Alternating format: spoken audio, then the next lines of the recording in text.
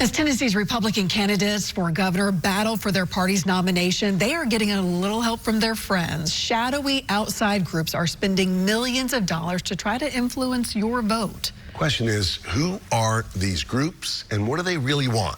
That's what News Channel 5 Chief Investigative Reporter Phil Williams has been looking into. And Phil, I know these groups certainly don't make it easy for voters to figure all this out. And that's part of a deliberate strategy. In the absence of any debate, with one of the candidates doing very few media interviews, most voters are getting this barrage of TV ads that do not tell the whole story. President Trump knows who's a real conservative fighter. She's a fighter, a true fighter. This ad wants to convince you that Marsha Blackburn is a MAGA Republican's dream, while this one, Rose's record shows he'll betray Tennessee, wants you to believe that John Rose is a traitor.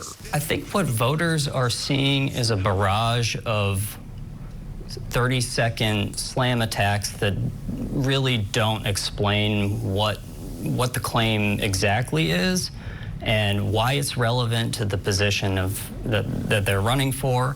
Jonathan Matisse tracks the campaign for the political newsletter, The Tennessee Journal. He says the biggest outside spender has been a group that calls itself the Tennessee Freedom Fund. It's basically been running ads that talk about all of the nice things that President Trump has said about Senator Blackburn. Fantastic job you did. We're proud of you. And on the Rose side has attacked him on a number of different fronts. I wouldn't say I'm gravely concerned about that. So far, the Tennessee Freedom Fund has reported spending $2.4 million on the governor's race. Who in the heck is the Tennessee Freedom Fund? The Tennessee Freedom Fund is funded largely by donors that are associated with the Club for Growth, which is a group that has supported Marsha Blackburn previously and has endorsed her in this race.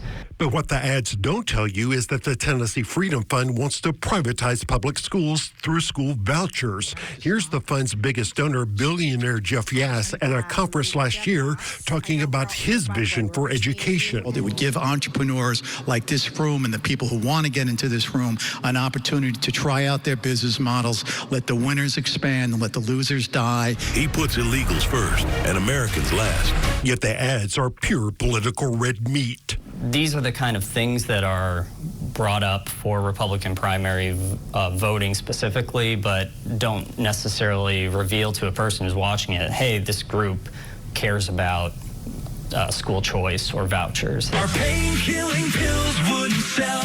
Even less is known about the group behind this controversial ad attacking Blackburn, an ad that her campaign has called libelous. It was paid for by a dark money group called the American Exceptionalism Institute that's not required to disclose its donors. We may know that they've run ads in other races, but not necessarily that we know who's giving them the money and what the purpose of that money is going towards, other than they want Marsha Blackburn to lose.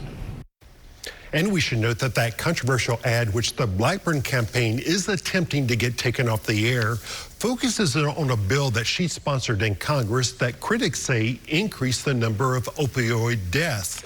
That bill was the subject of a 2017 60 Minutes investigation. I went back and watched that investigation, and what a lot of people miss is that bill passed both the House and Senate with no objections, and President Obama signed it into law. Of course, we'll keep an eye on all of this spending as we get closer to Election Day.